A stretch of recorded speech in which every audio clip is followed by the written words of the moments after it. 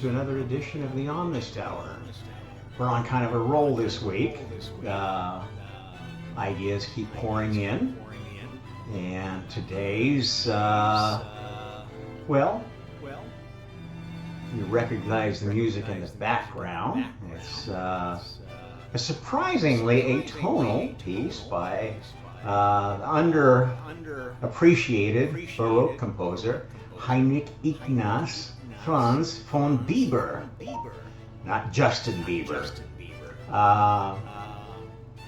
This is from a piece called Battaglia that is basically themed on the idea of a Baroque battle, I guess. And that dissonant part is kind of representative of all the soldiers talking in a tavern while they're having a good time, bragging about their exploits and stuff like that. I kind of like that one. At any rate, that sets up the theme for today, and we'll talk about that before we hit the artwork. I'm going to call this one The True Identities of Gog and Magog, the switch-hitting Gog and Goggess of entitlement and envy. Okay, well, where are we going with that? Let's look at the artwork first. As usual, I asked it to draw me 4 pictures, give me 4 options, and the theme was the endless war between the gods of entitlement and envy. And this is what it gave me.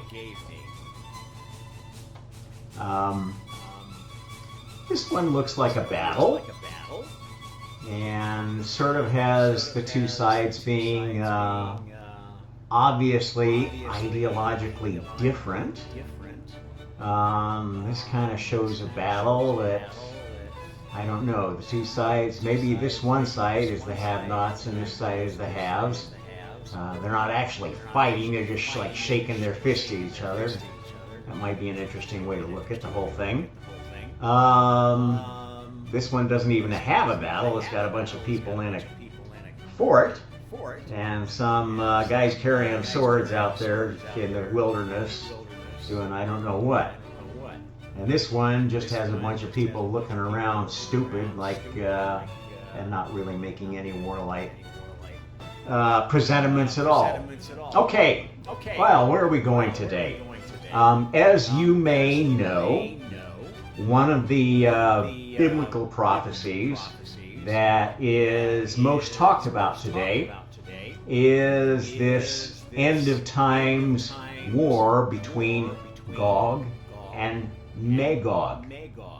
And there's quite a bit of discussion about who those are and how well it maps into the conflict that's building in the Middle East and parts north and south, and whether this is indeed the end times, and a lot of fear and uncertainty and doubt being generated around that. I thought I'd want to spend a little time cleaning up some of that and explaining what's going on there. Now, as you probably have learned if you've been following my channel, one of the things that I am absolutely certain of, based upon my understanding of how the simulation multiverse gets new versions effectively, we do indeed get Easter eggs from people that already know the future or the past or the present and want to kind of guide it towards its successful conclusion from their point of view. And if you remember what I told you about having different versions of time-space, it's entirely possible that you may have competing groups of high consciousness beings, extra-dimensional beings from the future, competing, trying to influence whether or not a new version gets approved. And the approval of a new version has to do with, as the biblical story says, the coming of Messiah, Moshiach in the Hebrew tradition. So let's first go look at the origin of these words and see how they might be interpreted in ways that couldn't possibly have been known at the time. The first thing you will probably note about Gog and Magog is that Gog sounds very much like God. Let's see, I gotta make sure you're on the page I'm looking at. Okay, interesting. The only difference is a G instead of a D. Magog, if you break it up, is Magog. And Ma, as we know, is a female thing in almost every language. In fact, in Indonesia, where I am now, that's what they call mother, Ma. Actually, we call my son's grandma Ma. But I mean, that pretty much applies all over the globe. It's true in China, it's true almost everywhere. That is one of the most prototypical words there is, Ma and Pa. So rather than the interpretation that is often given in Hebrew tradition is that, let's see, I want to look at the etymology. What's the origin of the name in Hebrew? End of days, not necessarily the end of the world. Jewish eschatology viewed Gog and Magog as enemies to be defeated by the Messiah, who would usher in the age of Messiah. Now, they say that Magog Ma means land, and that's land of God. And so in the Hebrew interpretation, it is an individual against a land. This is bullshit, and I will explain why, and you'll understand what's going on here.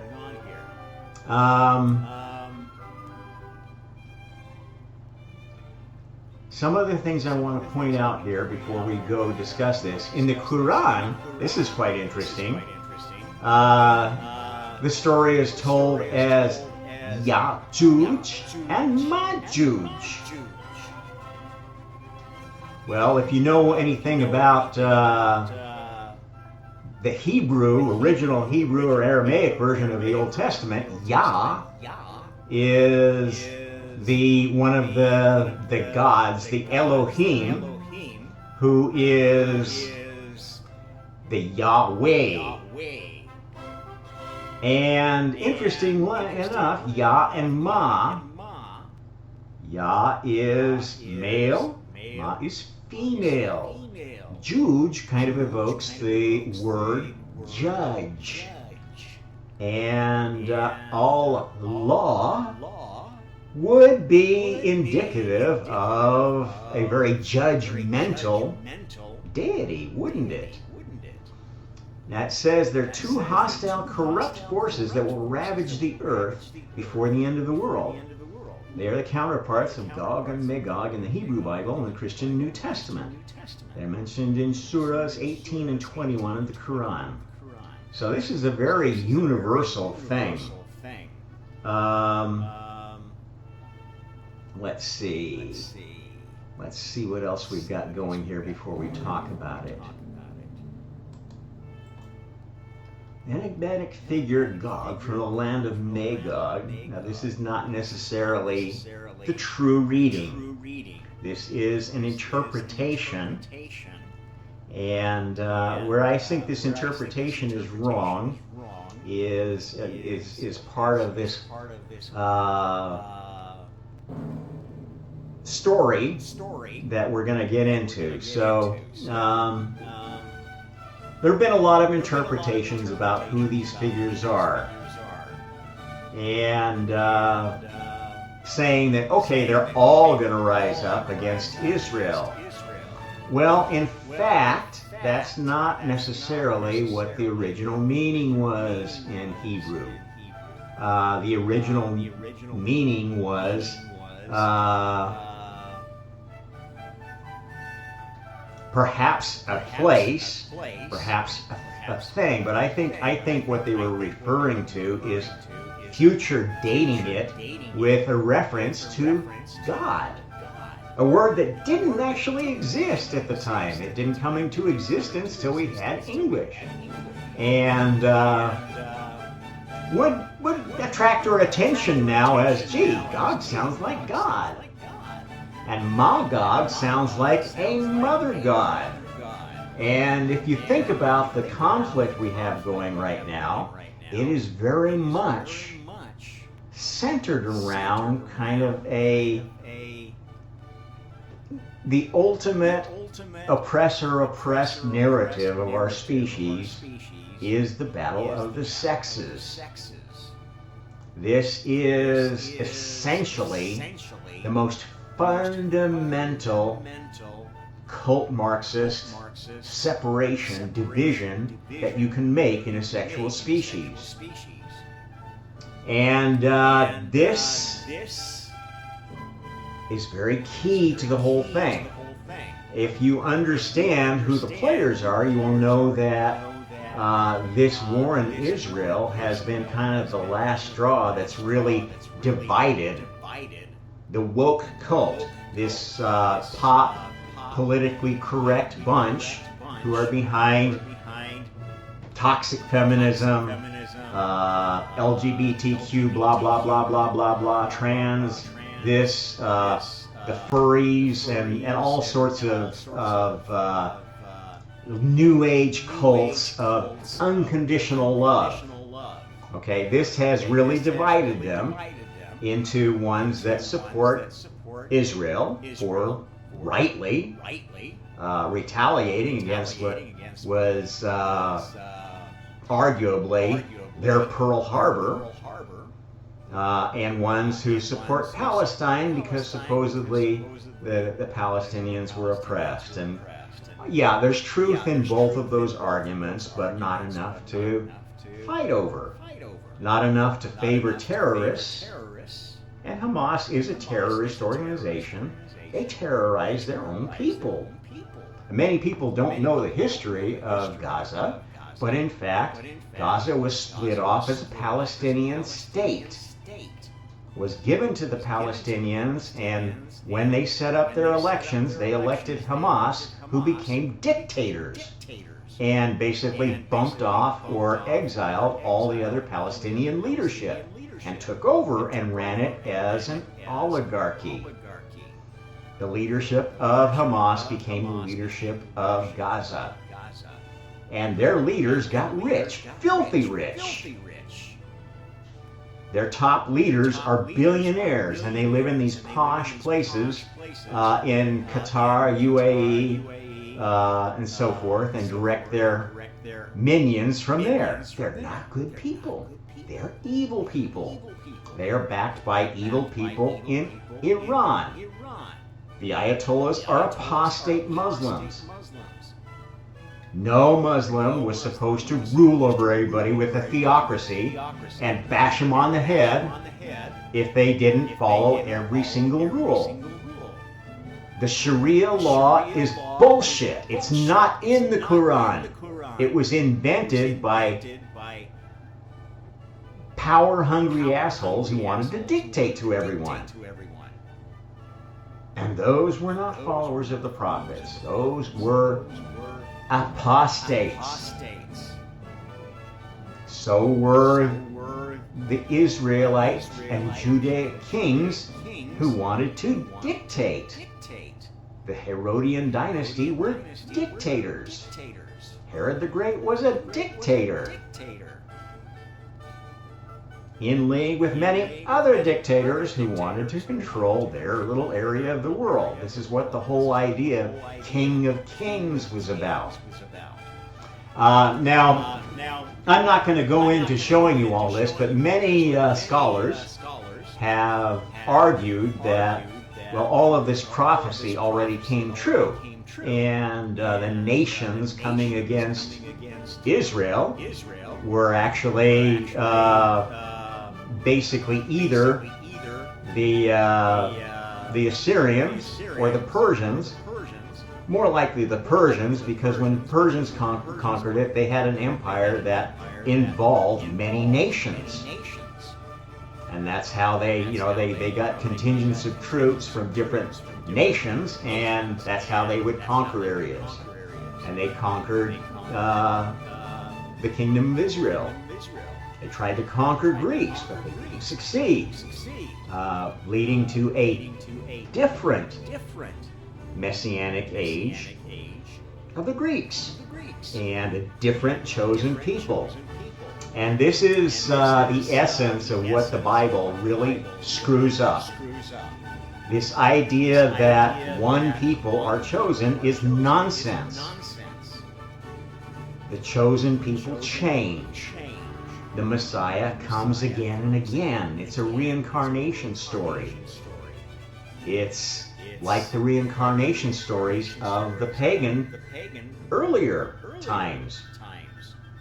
What's different about it is that the reincarnation of God is different than the reincarnation of other gods. Okay? There is one Most High. That is the capital G God. The Gog and Magog are two of the main characters in the story that I tell you about how creation began. Okay, let's go back to the basics here. When creation started, it was with a duoverse. Two universes, one that was led by Lucifer. This is, call him whatever you want, that's the common name used. This is the physical universe. Lucifer's idea of perfection was, let's test everything, figure out what works the best, and make that the law. Okay, this is how we got the laws of physics and chemistry. This is how Luciferian type souls tried to establish empires and laws that would stand the test of time. The king of king bloodlines are Luciferian bloodlines. The Lilithian anti-universe was basically the adversary, the one, the underdog, the ones that can't compete following the law, so they break the law. Okay, these are the lawbreakers, these are the risk takers, these are the dreamers, the schemers, the ones who won't be bound. And this was the first anti-universe. Now, since then, there have been more versions, as we've talked about in many of the recent segments of the channel. At some point, let's see if I can find this particular point.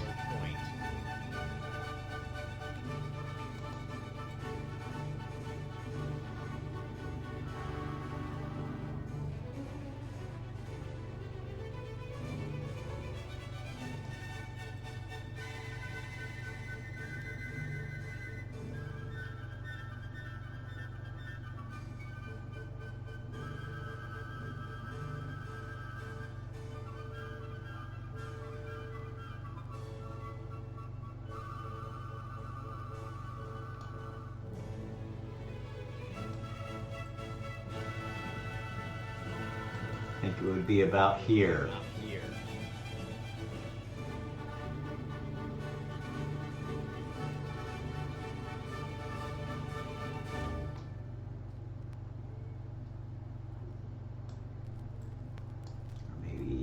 here.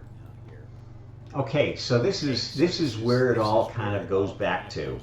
At some point, after a number of versions of time-space had been tested out in God's universe and then implemented in Lucifer's universe as a final test. So this is kind of how you do simulations. You first run it in a very restricted environment that is controlled by the developer, if you will. And then once you get that working, then you pull it out into another environment that has non-developers pushing the buttons to see if everything works still. This is how creation works. This is how it works in companies like Apple and Microsoft, etc., etc. This is a known pattern of creation. And this is proof that what I'm telling you is absolutely true, because it's how we create today. Now, at some point, the players in this simulation game got tired of always being outplayed by God, because God always tried out everything in His universe first, up to this point. That's the difference between God present in the God simulation and God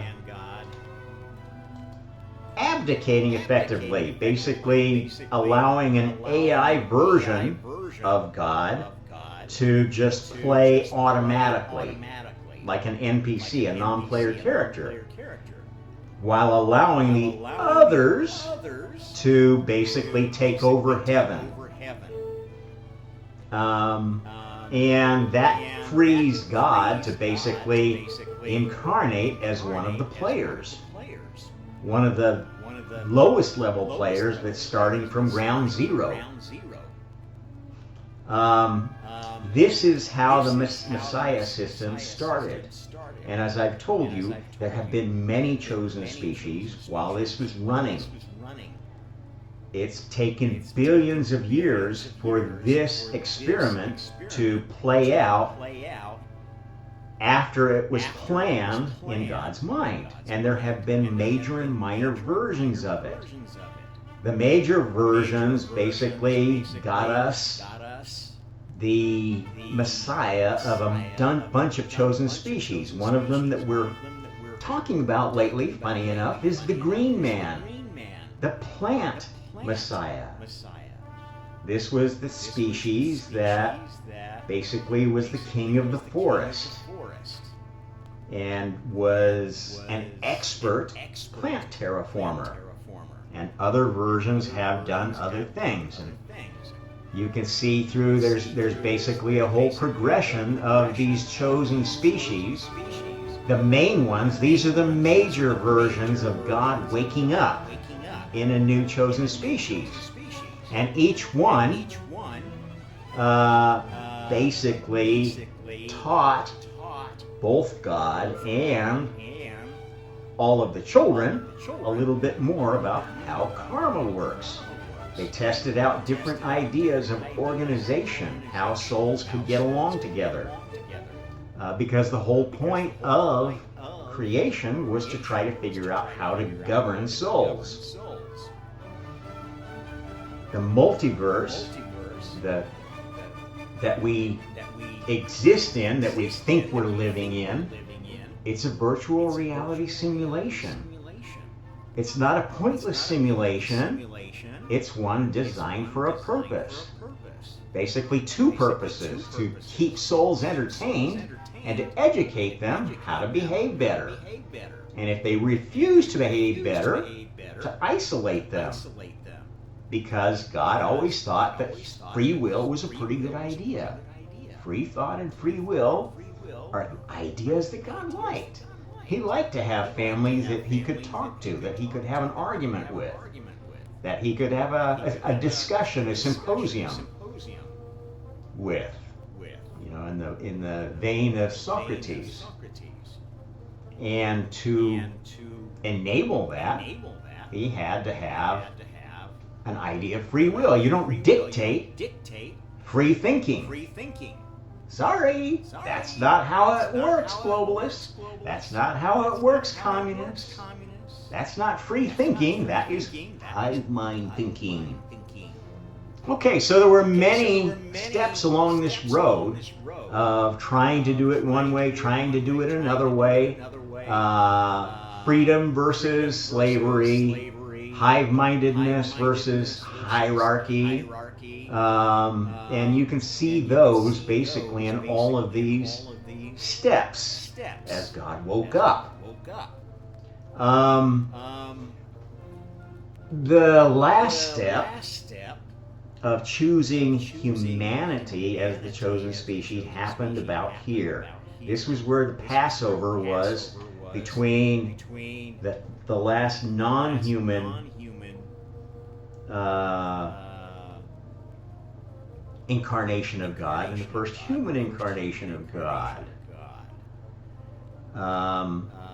And this human incarnation earlier was an earlier version of humanity that was still had some powers if you were higher consciousness. This was the era of Odin, the Wanderer, who took over after basically Zeus was deposed. And at this point, the adversary was kind of on the ascent. This was an age where a lot of dark stuff was going on. May not have seemed like it because, you know, people might be perfectly happy if they are drugged up and programmed to think that they feel that everything is wonderful, even though they're worked like slaves and fed almost nothing.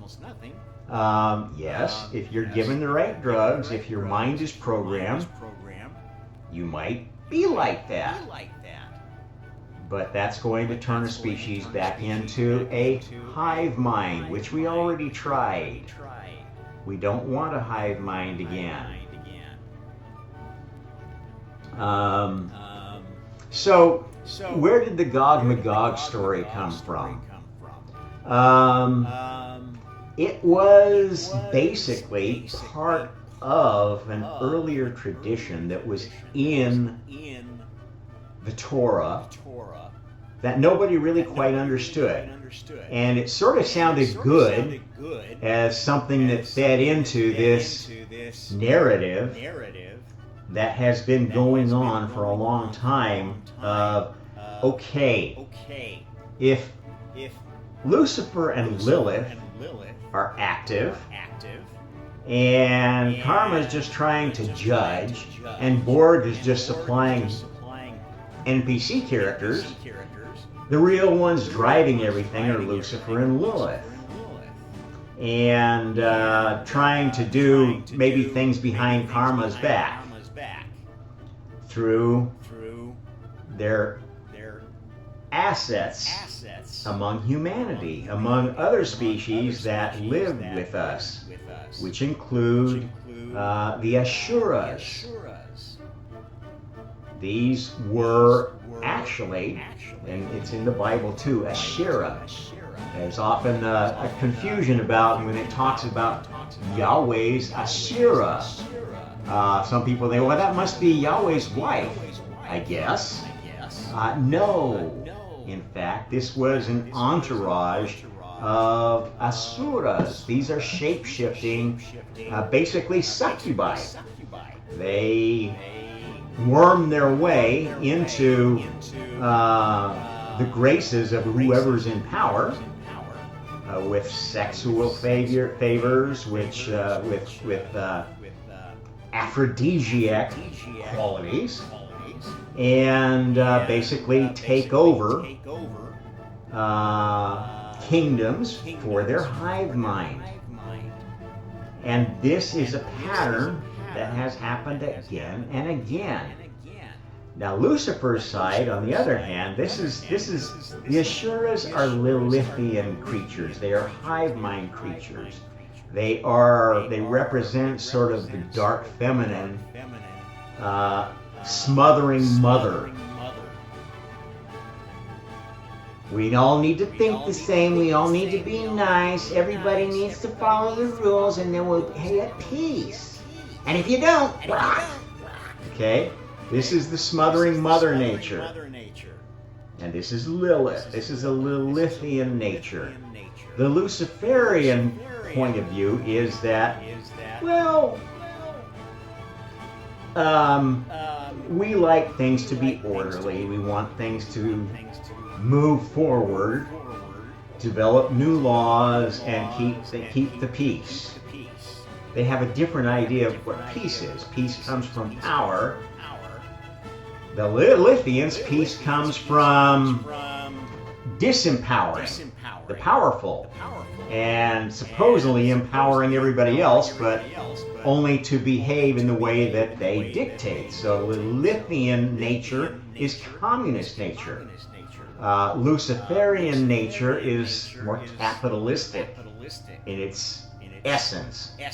It tries to maintain power and order through material power, material resources, material wealth. Now, during this whole process, different versions of Lucifer and Lilith were developed. And some of them, let's look at this process running outside of the lab. Okay, so basically, when this was run outside the lab, we took Lilith out of the picture and Lucifer's running it now.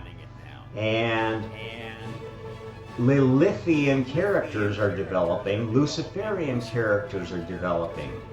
The Luciferians are kind of the gods, the divas. The Lilithian ones are the god wannabes, who organize groups of people to basically overthrow the divas or invade the divas. And that's what's been going on. There have been karmic asuras too that are basically trying to keep the peace. And if you look at world religions, the Abrahamic faiths have a combination of all three. And the Hindu and Buddhist ideals kind of play in this middle ground. And in terms of the war going on in the Middle East right now, you have these forces in play. They are not particular countries. They're basically the haves and the have-nots fighting over material wealth and power, and the wanna-haves but don't want to be involved in the war, sitting on the sideline looking to pick up the pieces. And this is essentially what's going on. You've got a bunch of people all motivated to attack, let's make the war bigger, let's have World War III, on both sides, because they're convinced that they're going to win. And then you've got other countries, other peoples, other organizations laying back and just kind of playing both sides against the middle. And if you look at all recent human conflicts, all of the recent human world wars, which actually include the Napoleonic Wars. That was a World War II. They just didn't acknowledge it. But the Napoleonic Wars affected every continent. And there were players that were playing behind the scenes, basically hoping that all of Europe would destroy itself. And that's essentially how Russia ended up on top. They were not that powerful a state, but other players contrived to give Russia just the right opportunity they needed, and fed a lot of stupidity amongst Napoleon's advisors to get him to invade Russia. Something which happened again in World War II. This is basically how spiritual forces manipulate humans.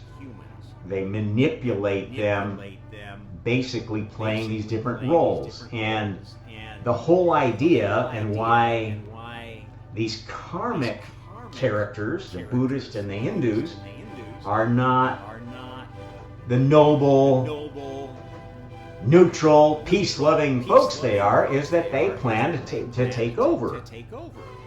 They want both sides to lose so they can take over and make it one and force their brand of spiritual communism on everybody, which is just as bad as what the World Economic Forum would do. Look at the empires of China, the empires of India, the empires that have existed in the Muslim world in Asia, and they're not great places to live. They're very authoritarian, very top-centric, and even if they have a spiritual justification, they're pretty evil, just like the Ayatollah government in Iran. This is a perfect example of a really dark theocracy, which has absolutely nothing to do with God or Allah. It's all about power. And if you worship power, you're a Luciferian or a Lilithian. Okay, so how did this come about? Well, Lucifer actually was a good guy, wanted to serve God, and thought the best way to serve would be to make a set of rules that souls can be tested by to see what they're made out of, see if they're good or bad, how they handle themselves, what sort of talents they have. That's a good thing. That's a tester. And a simulation needs an excellent tester, and that's what Lucifer's specialty was. It also needs, so that, Lucifer basically is kind of the white box tester. He knows how the system works. He knows what was in God's mind because he was the first one who started learning about the plan. The Lilithian is the external tester, the black box tester that kind of is given the instruction, just screw things up any which way you can.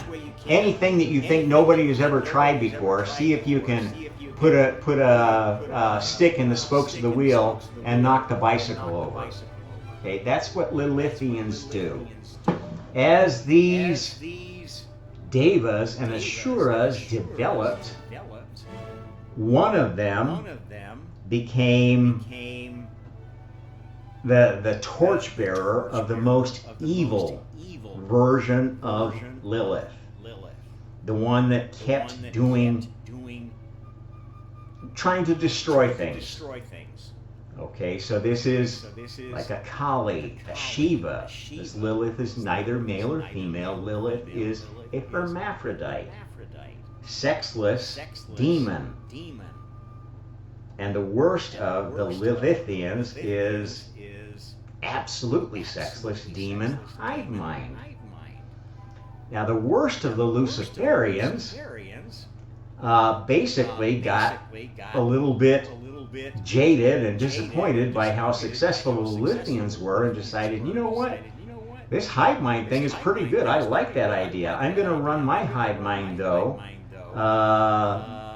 basically with a system of rewards and punishment. I'm not gonna control their minds with psychedelics or programming, propaganda programming. I'm going to control them by basically corrupting them and getting them to adhere to a set of dark rituals, satanic rituals. And this is the Luciferian group. These entities have agents in all camps, and they both basically are playing a game of uh, playing both sides against the middle. Okay, so their idea of perfection is let's let the Luciferians win for a while until everybody hates them, and then we'll let the Lilithians win for a while till everybody hates them. So it's basically back and forth between a more female version of authoritarianism, totalitarianism, and a more male version of totalitarianism. And we only see the propaganda of the last transition. And the last transition was, okay, now the Luciferians have been in charge. We've had this very strongly paternalistic society that women were treated like chattel. We got all this hate going against men. Now it's time to bring back the woman story. This is where feminism comes from. They are playing humanity for fools. Because every time we have one of these shifts, which go according to clocks, this whole thing runs according to a clock, as I've talked about when we talked about the signs of the zodiac. We are in a phase where they want to switch back to, okay, let's have the females be the supreme ones, and that will create resentment and so forth, and the patriarchy can take back over. And you are seeing evidence that that is happening in the trans movement. This is what's going on. The females get too much power, and so the males say, okay, if that's the way to get power, I'm going to become female. And boy, talk about a quick way to get a species to depopulate. And that is the goal of both these darkest versions of Lucifer and Lilith. They want to destroy the chosen species, or at least destroy it enough so they can prevent the Messiah from coming and keep their back and forth game going. And absolutely, this is in the Hindu religion. This is why you've got the split between Shivaists and Vishnuists. The Shivaists tends to be more on the feminine side. They like to use tantric magic. They don't like a lot of order. They think that you should just be able to do what you want to. And just love is going to conquer everything. And they work through gurus, abusive gurus a lot of the time. And the Vishnus, I don't know what they call them, the followers of Vishnu, tend to be very law and order. You know, let's just keep the patriarchy going like it is. Let's keep the caste system going like it is.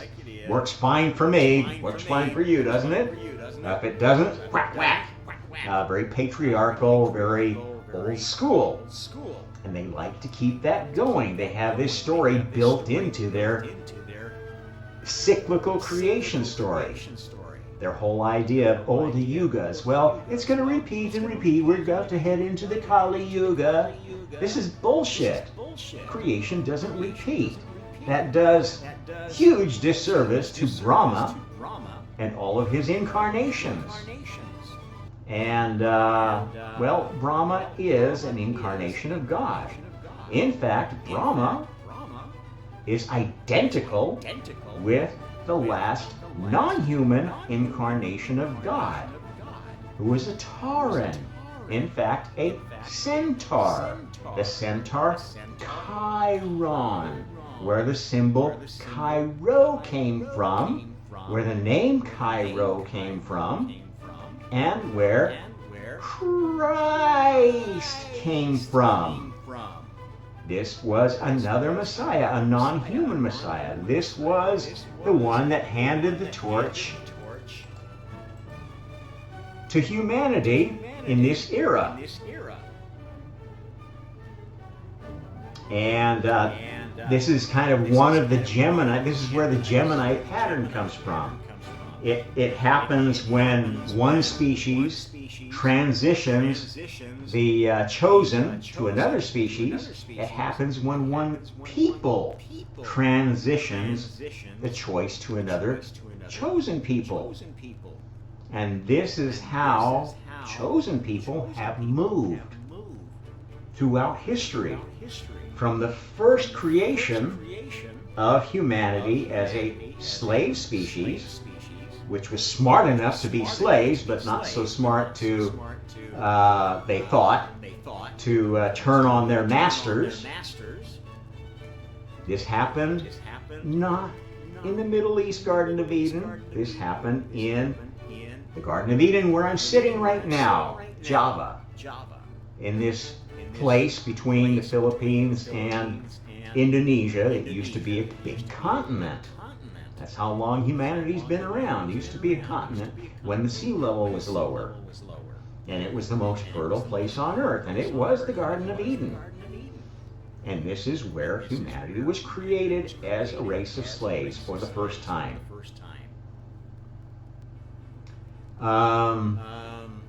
The Gog-Magog story is one that repeats, but it changes.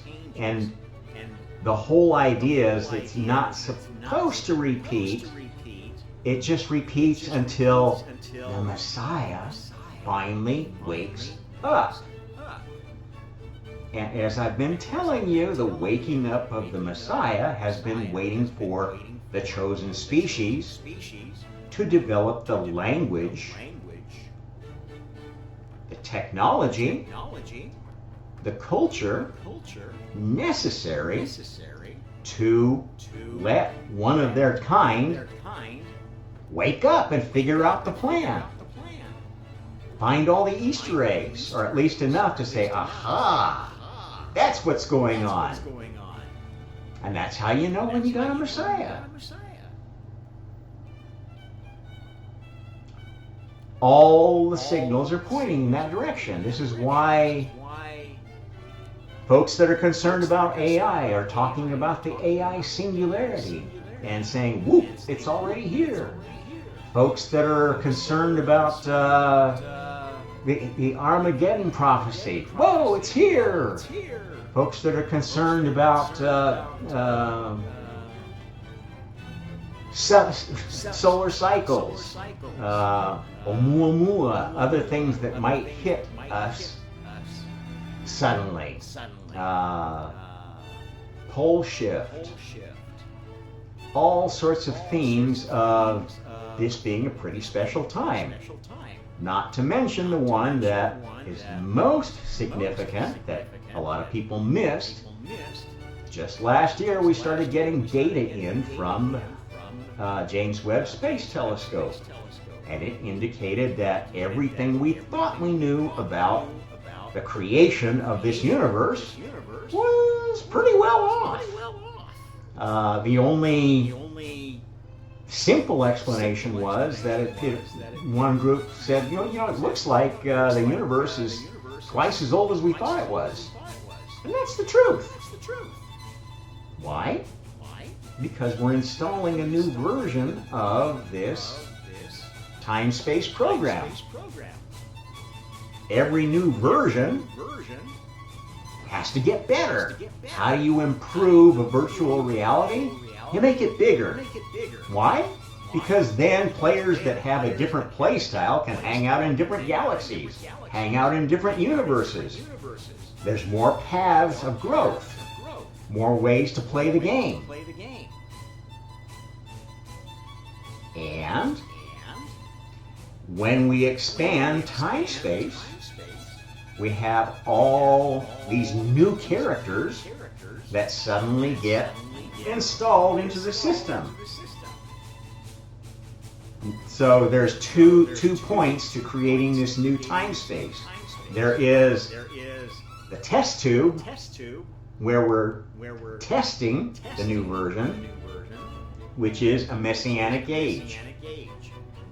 It's actually 3 generations that are critical to a Messianic age, although in an unsuccessful Messianic age, the new bloodline will be active for 12 generations. But there's really 3 generations that are key to a big one. Why? Because each new midpoint of time has to occur when the last time space started falling apart.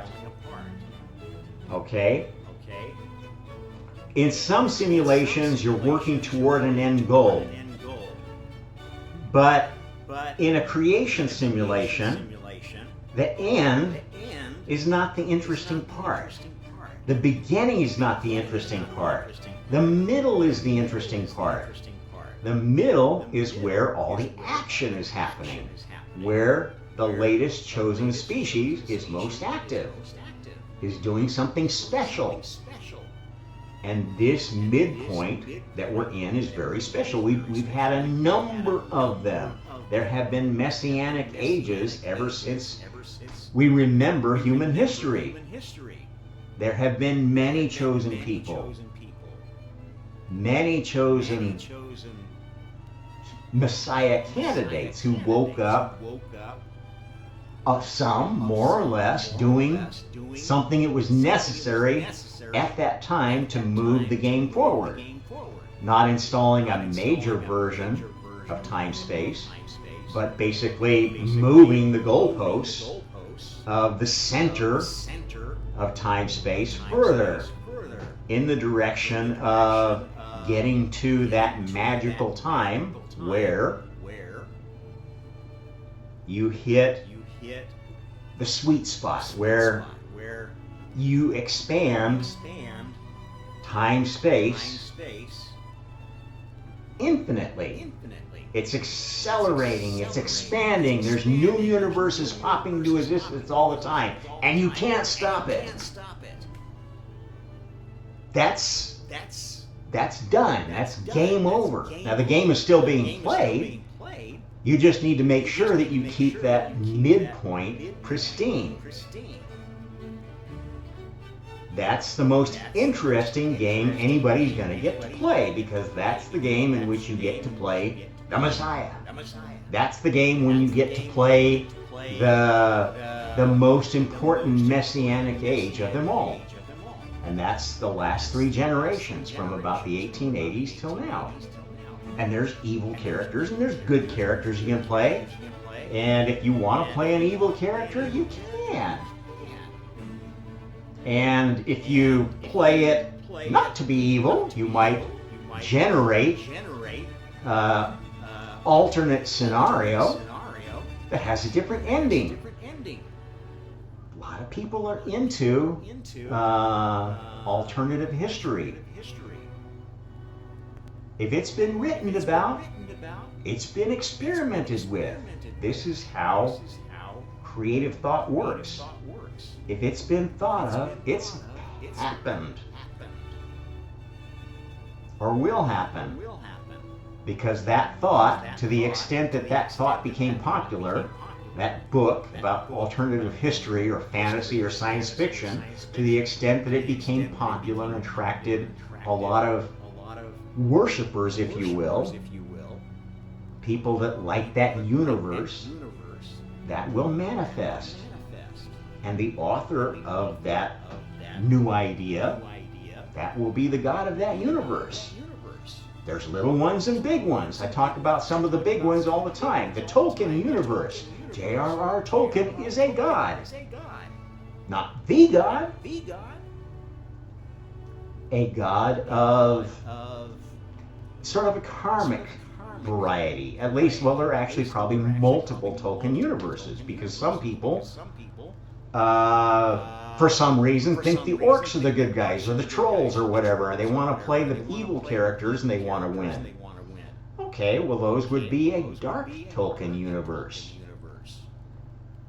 Probably the god of that universe is not Tolkien, but somebody that worships Tolkien in a sort of evil way. It works that way with all the other gods that have ever existed. So where does that go with Gog and Magog? Why do I call them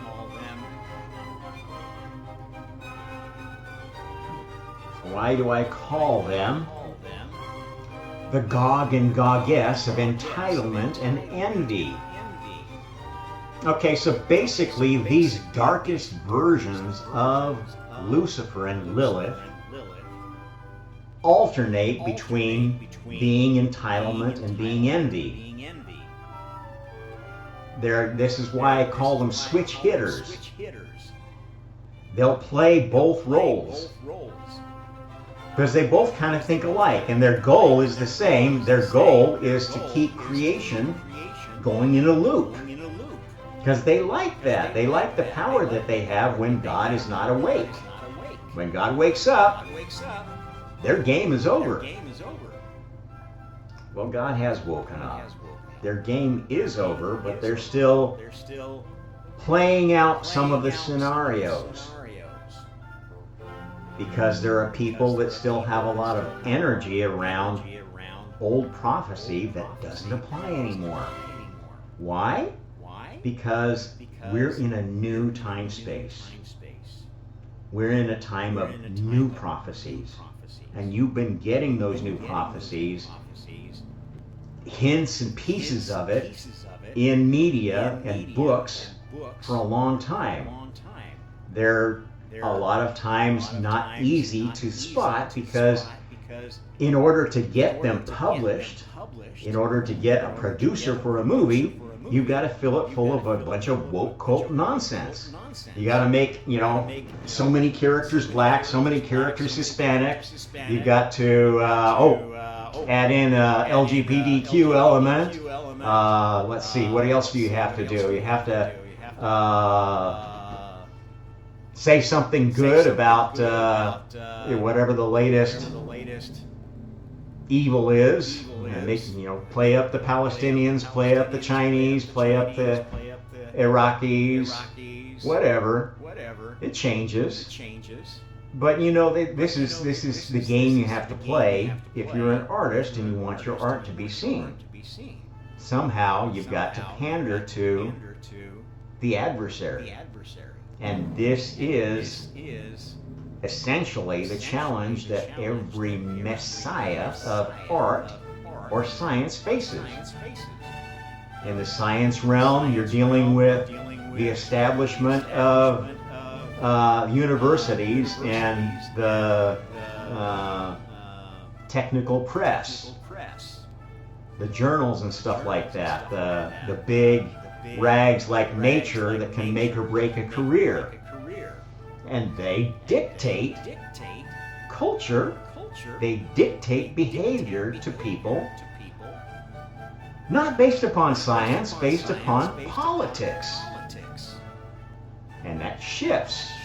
And the politics are, in some cases, Luciferian, trying to maintain the current power structure, or Lilithian, trying to overthrow the power structure. And what we're seeing right now is the balance is shifting, and people are saying, whoa, wait a minute. I didn't sign up for this trans nonsense. I didn't sign up for this Hamas Palestinian lover nonsense after they, were killing babies and stuff like that, raping women. And now there's kind of this maximum ferment, if you will, maximum division. Nobody trusts anybody. Nobody believes anybody. And that is when the Messiah comes.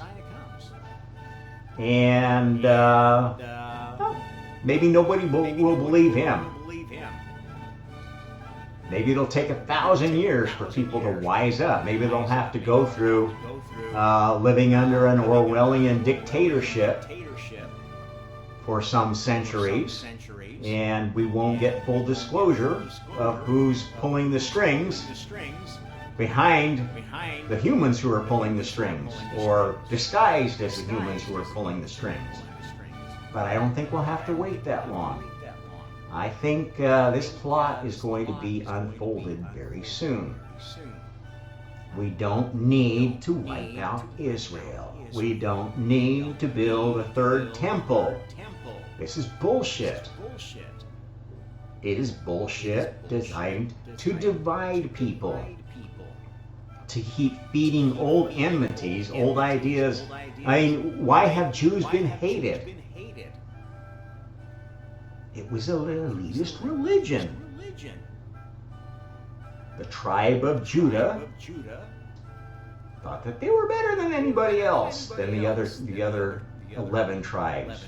Well, the whole tribe nonsense is I mean, yes, there's a foundation to it, but it has absolutely nothing to do with the Hebrews, who didn't exist as a separate group of people until the time of Moses, who was an Egyptian prince, who was the young man who would have been Thutmose V, the older brother of Amenhotep IV, who became Akhenaten, the monotheist pharaoh. This idea was in his older brother's idea, in his mind, and he was pushing it a little too soon, and he and his followers were exiled, and they set off into Canaan and took up with some of the mountain tribes there and lorded it over them and convinced them that this Moses guy is your new leader, and gave him a bunch of new prophecies, a bunch of new and recycled stories, and carved out their own little kingdom there and added to it. And as they added to it, they co-opted the tribal story of man to fit that narrative. We don't really know where the original narrative came from because it was so thoroughly wiped out. But we do know that the tribe of Dan, for instance, did not originate in Israel. It was from elsewhere. It was a seafaring bunch that likely came from Scandinavia and the British Isles, yes, which used to be one big continent a long time ago. Most people aren't aware that when the sea level was lower, as it has been many times, there once was a piece of land called Doggerland that connected the British Isles, Scandinavia, and Europe, and was also a very fertile place, which was a lot warmer then than it is now, and fostered pretty advanced civilizations that flourished certainly in the Atlantean age. And after the cataclysm of Atlantis, the Upper Dryas event, the remnants of that civilization started seafaring. They were good seafarers to begin with, so they just had to build new ships, the ones that survived, and come and conquer the areas where the flood had not affected so much. And even though the flood myth comes from the Middle East, what was going on in the Upper Dryas affected a lot of the rest of the world much more severely than it did the Middle East. It was only some of the low-lying cities in Sumer that were affected, and you know, some coastal areas in the Mediterranean. This is why we have Cyclopean construction in places like Malta. We have evidence of underwater cities in the Mediterranean, but not so much as other places. Now, the adversary doesn't want this to be known. The adversary is at work in this species, and the adversary has always worked through what I call cult Marxism. Destroying history, changing history, changing scripture, tailoring the truth, not in such a way that, it's obvious, oh, this is bullshit. No, they make little changes. They tear down statues. They rebuild statues with a little bit different image. This has been happening a long time. If there's a great channel I'd recommend you start watching, if you're interested in this, by a guy named Praveen Mohan, an Indian guy who's made it his life's mission to study the oldest temples of Buddhism and Hinduism. And he's been on a tour through Java, my backyard here, and has been discovering all sorts of really weird stuff that shows up in the Hindu temples of Java that sort of matches the stories in the Vedas, but has elements that, boy, that sounds a lot more like the literal reading of the Bible or the Sumerian tablets of visitors from outer space, aliens. And as I teach you, those were the actual creators of humanity. God didn't create everything. God started the process, started an engine, started a simulation engine, and tweaked it as a good creator would.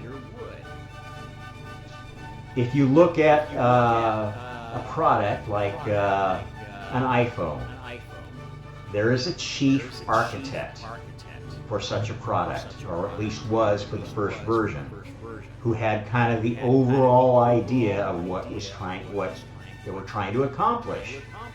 Then there would be another team that would be working out the details. Okay, if we're going to do this vision, we need to have this kind of a processor, we need to have this much memory, we need to have this sort of a camera, we need to have this sort of a sound system, we need to have this interface to cell technology or Wi-Fi technology, Bluetooth, all of these little pieces that you needed to have.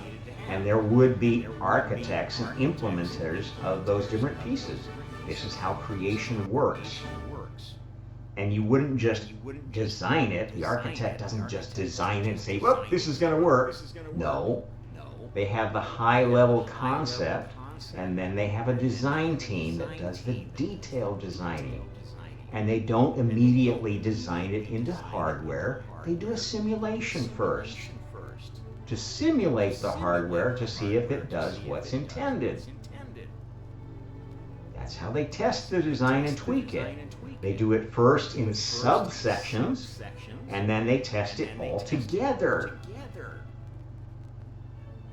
And this is essentially what we've done with all these different chosen species. These are sub-systems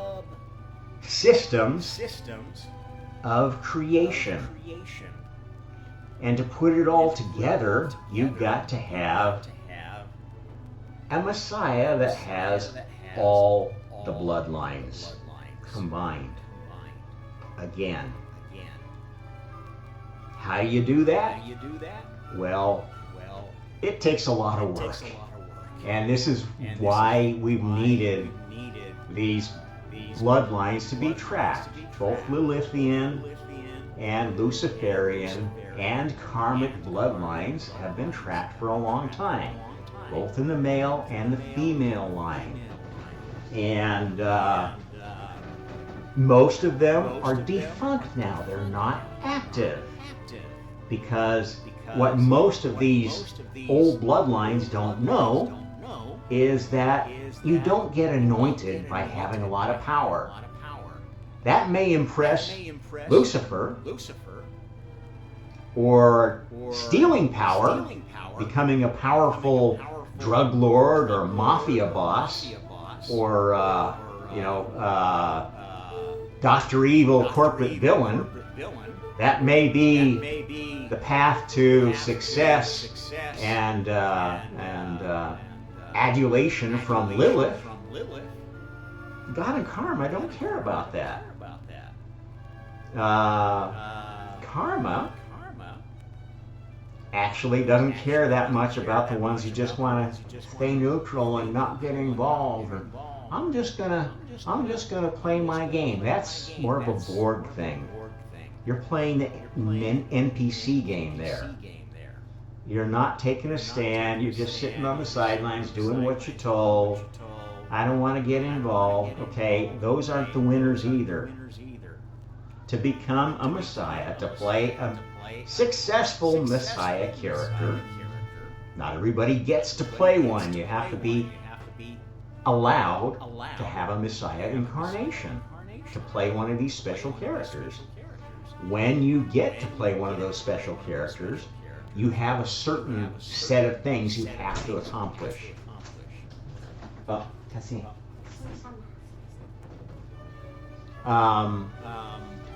It doesn't really matter if you accomplish those things because there's already been a player that did it.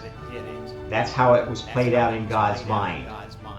If you play outside the boundaries of your character, you might take an evil Messiah and make them good and set off an alternate version of history that is your tour de force, your entry into the culture of the highest heaven, which we talked about yesterday. An alternate history that might be an interesting place for other players to play.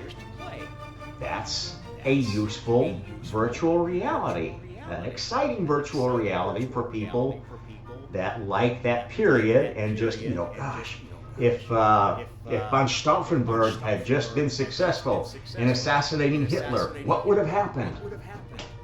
Great alternate history scenario. That's the kind of way you can play a Messiah character. You don't have to do everything that you're programmed to do. If you do everything you're programmed to do, you're basically playing the game like an NPC. And NPCs may do things that are necessary, but they will be like Hitler. Hitler had a choice. He could have been a painter. He could have had a perfectly normal life. Now, would it have changed history? Maybe not. There were other people, other nationalists, who were trying to gain power in that time, and maybe it would have been somebody else in that alternate history that led Germany during that time, but it would have altered a lot. Okay? Take today's Messiah. Okay? This character had to come out a certain way. Had to wake up to all of this stuff I'm telling you. And it had to be a pretty special character. It had to be somebody who knew a lot about physics, somebody who knew a lot about simulation and design and testing, someone who knew a lot about history, both human history and prehistoric history, and paleontology, and the early history of the whole universe. Would have to be somebody who knew a lot about human nature, who knew a lot about the history of religions, the pluses and minuses and all the battles that have happened because of religion. This is not necessarily a skill set that is going to get you in front of kings, in front of CEOs, boards of directors. You're probably not going to be invited to the WEF Davos Enclave. you might go completely unnoticed. And that's kind of the way most of God's incarnations have been. They were basically in the right place at the right time to signal a new phase of time-space. When something was falling apart and entropy was starting to kick into the chosen species. This ties into with the cat I talked about the other day, Sabbatai Zevi, the anti-Messiah of 1666. This was kind of a critical time for a new idea to take root, because at the time that this happened, it was basically the end of the old world order. People had had enough of the Catholic Church. They had had enough of the Ottoman Empire and the Sultan. They had had enough of the Russian Empire. They had had enough of all this stuff, and this cat, Sabbatai Zevi, tore it all apart and started all of the things that came together into the very dark time we're in now. 500 years we've been sliding into this new decay. But if it had not been for the Sabbatai Zevi, one of the powers of that time might have established a Luciferian kingdom that sort of put us in hold, became very static, led to another boring dark age. Because dark ages can happen either because one power becomes so powerful that and dictatorial that nothing much can happen, which is kind of what happened with the Christian church. If you look at the art on coins of the Roman Empire, and then look at how quickly it shifted after the time of Constantine to just really boring iconography and lazy iconography. The early Roman coinage, you had beautiful portraits, accurate portraits of the emperors, and on the reverse side of the coins, all of these fanciful mythological themes and ideas of qualitative gods. The early Roman Empire, they were worshiping things like justice and virtue and equity and piety. This was the new pantheon that was coming into existence as Christianity was being developed. And Christianity killed most of that. Not completely though, because some smarter Christians realized, oh, I see what was going on, what the Platonic idea was, and they kept it alive. The graces in the Catholic Church, the idea of muses was kept alive. This was a religious, spiritual take on what was going on in paganism at the same time as Christianity was developing. All of these things tie together into developing the setup for this Gog-Magog time. But that prophecy was based on an old future. It doesn't need to happen that way. If you have enough energy around it, it will happen because so many people want it to happen. You got a choice here, folks. And that's why I say just don't play the game on either side. Don't play. How do you not play? You say, hey, everybody, let's let Israel do what they have to do.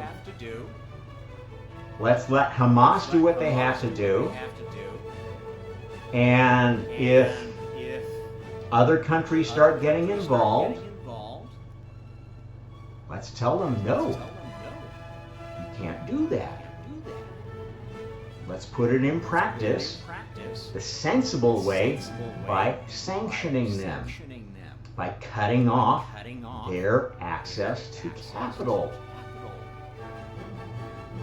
their access to income. We've been very effective in doing that with Russia. Putin is trying desperately to hide the fact that it is happening. The problem is that there are supporters of Putin clandestinely keeping him in the loop, keeping him in the money. There is a cabal of globalists, crony globalists, that want to play both sides. They are playing this game. They want to depopulate humanity and keep this male versus female game going. Maybe even back it up to the old game when humanity was first created. It was created by a Lilithian group who basically wanted to have a easy to control slave species because they didn't want to have to do all the work of terraforming and resource mining this planet. They were lazy bastards, and that is typical of Lilithians. If you read about the life of Karl Marx, there was an excellent thing I just watched today, a segment from Thomas Sowell, one of the most erudite and intelligent American black men I've ever known. Incredible credit to his race and to America as a whole. Talking about the dark side of Karl Marx. Most people don't realize that Marx was not a populist. He was a lazy bastard. He cheated. He had illegitimate children. He didn't pay his bills. He backed down on deals. He would get a book deal, get a bunch of money, or basically get somebody to publish a book, saying, "Oh, I'm going to pay you later," and then not pay them. The guy was a total asshole. He was irresponsible. His whole family hated him.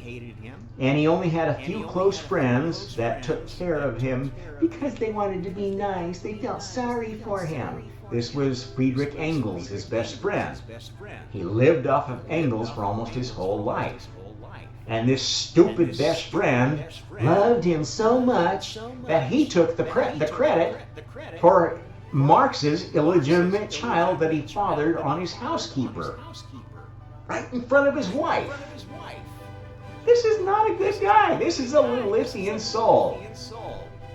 A lazy jerk who felt that they were entitled to more and made up this nonsense ideology, the Communist Manifesto, to basically encourage other lazy, narcissistic, self-entitled assholes to make trouble. That's not good, guys. Those are Lilithian folks. Now, I'm not saying the other side is any better. The Luciferians are the ones in power. They want to stay in power. They actually work with the Lilithians. This is how it works. You get the good Luciferians, the good karmic characters, and there are even good Lilithian characters who just have kind of pie-in-the-sky ideas that this is a nice idea, but it's not going to work now, okay? They play with each other and they play against the good guys who don't realize that they should be on the same team. And we've got to get on the same team. Why? I like this species. I know that I'm going to die someday and I'm going to have my own heaven. I've already described what it's going to be like. And I hope I'll meet you there sometime. But I love this species. I don't want it to go extinct. I don't want it to become a backwater planet in the Galactic Federation that some other species is given stewardship over because they don't know how to handle themselves. Those humans need supervision. I'm sorry, that's not where we need to go. That is a step backward in evolution. And we've done enough devolving already. Okay, we have devolved to the point where we're pretty much the stupidest, most gullible chosen species ever. Yet we invented incredible things. The works of Shakespeare, the art of the Renaissance, it just goes on and on. I mean, the comedy of Monty Python. There will never be any comedy to surpass that. And we have to defend it and protect it. Keep the cancelers from canceling it, or rewriting it, or using AI to make new versions that are more politically correct. If you do that, you are playing on the adversary's side. And you are my enemy. You are the enemy of God and karma. And I don't mind saying that. I will fight you in any way I can. I will preach against you until somebody comes and cuts my throat. That's how much I care about this, and that's how much any godly or karmic person should care. It's time for people to step up to the plate and do something. Say no to tyranny. Say no to lies. Say no to revisionism. Say no to cancel culture. This is the moment of truth, where we get to decide what the future world looks like, what your future world looks like. You may not be successful.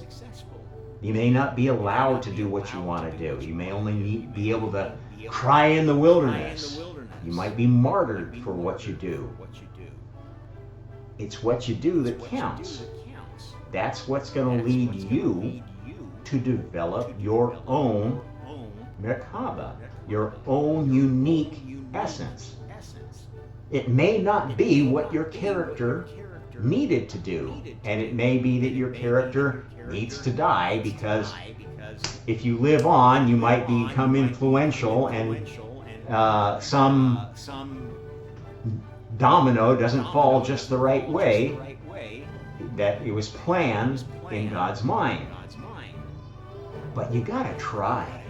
That's the whole point of being given a chance to incarnate. Being given free will means you can defy the program.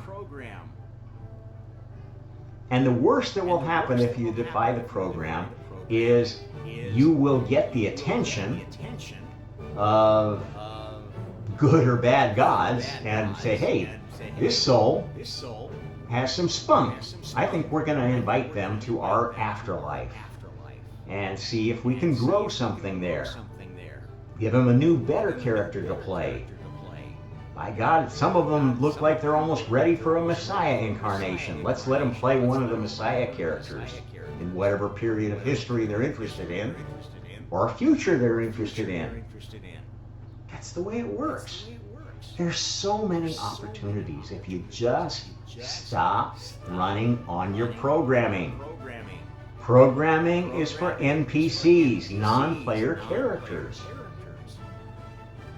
We have all the non-player characters we need. We can snap them out of Borg anytime to fill any new universe. The way that universe's God wants to set up their heaven or their hell. That's how easy it is to create once you get to the God level. And if you want to play the game as a non-player character forever, just keep watching the Matrix movie over and over again and tell yourself how much you love being in the Matrix, because that's what your eternity is going to be like. character after character after character in the Matrix, playing according to the rules you're given, not questioning anything, never taking that first step to be a Neo. Okay? Look at all the stock characters there, all the NPCs in that movie. And that's a Hollywood fantasy that kind of actually makes you feel good. Like, oh, I could be Neo. I could do that. You're only seeing a small fraction of what would the real Matrix be like, and how hard it would be to actually wake up. So if you think you're woke because you follow the latest pop stars, you vote the way that the pop stars tell you to, you have to watch every new Netflix series, you have to listen to all the newest music because it must be good if it comes from Taylor Swift or Britney Spears or Justin Bieber, you're an NPC. And nobody's going to miss you. Well, your family might miss you, but they're not going to be here either, probably. Not many characters get to graduate from being an NPC.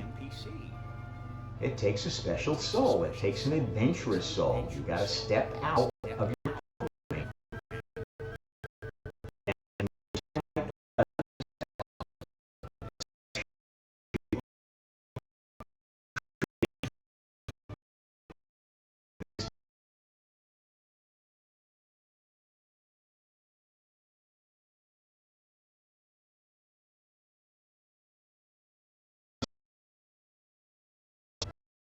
If you're one of these getting a becoming gay or trans or whatever, getting a sex change, man, you are as stupid as dirt. You are voluntarily participating .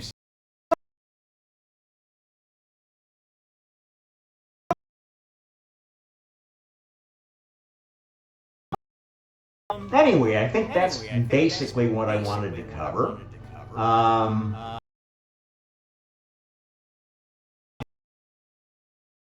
People that are starting them and feeding them and making sure that we want them.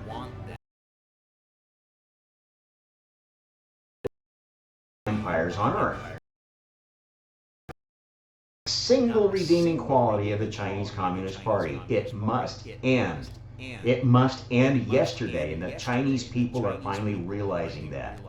I saw a great segment today about how more and more people were going to the temple of the God of Justice, who is, some people call him a god, some people say it was some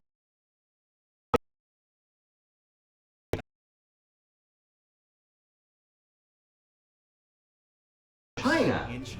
Goes way back in those cultures. Buddhism is basically, in many forms, an atheist cult. Some forms of Hinduism are essentially atheists. They don't really believe in the gods. At any rate, there are people fighting back. There are people that have said, you know what, we just can't do this anymore. We're not going to let this party destroy our country. And that's what the Chinese Communist Party is doing. And that's what they will do on steroids if they continue this program of driving their allies to start wars. They encourage Russia. They encourage Hamas. They encourage Iran. They encourage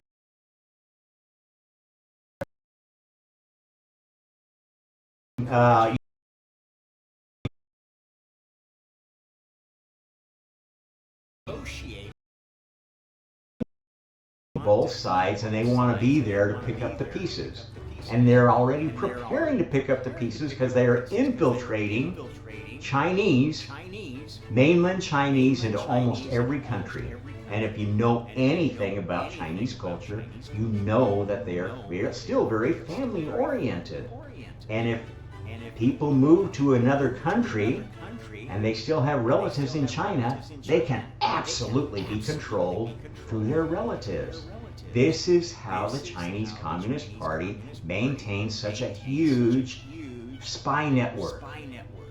They can take anybody that has relatives or family in China, and they can tweet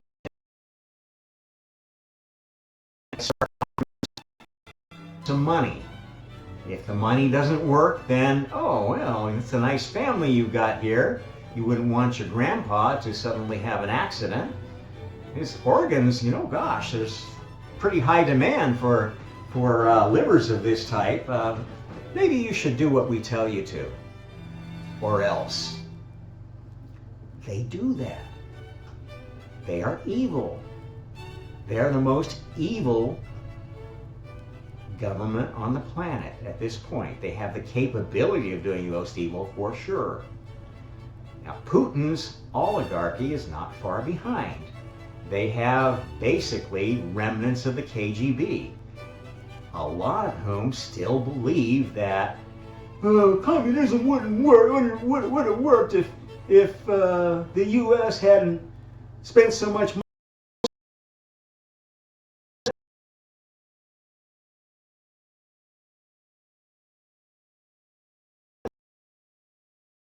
Hero. I saw a movie about that recently. It really was eye-opening. Iran. Evil. Theocracies are evil. The separation of church and state is a good idea. Religious tolerance, freedom of religion is a good idea. That doesn't mean freedom from religion, like some people are trying to redefine it. Those are evil people. The woke cult wants you to become irreligious. Communists want you to become irreligious. Atheists want to destroy religion. They hate religion. If they didn't, there's a God. That's what a real scientist would do. Anyone who is an atheist cannot claim to be a scientist, in my humble opinion.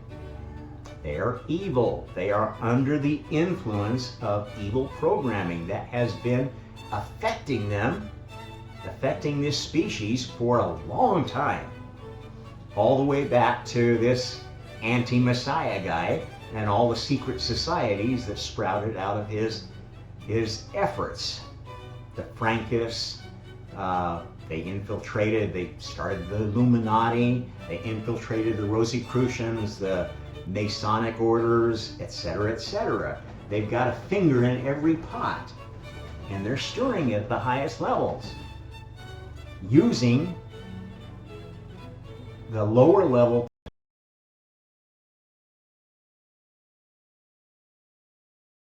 handful of elite that run the World Economic Forum and who have partnered with CCP China to do all their dirty work behind the Great Firewall. They are evil people. They are using you. They may treat you really nice. Oh, I want you to be my intern. I'm going to do this. I'm going to do that for you. Oh, help you out your family. They're evil. They're handing out spiritual candies to little children who they intend to push into an oven when they're no longer useful. Don't be a useful idiot. Okay, I'm going to wrap it up there. Like, share, subscribe. Tune in again to the Omnist Hour. Until next time, happy karma.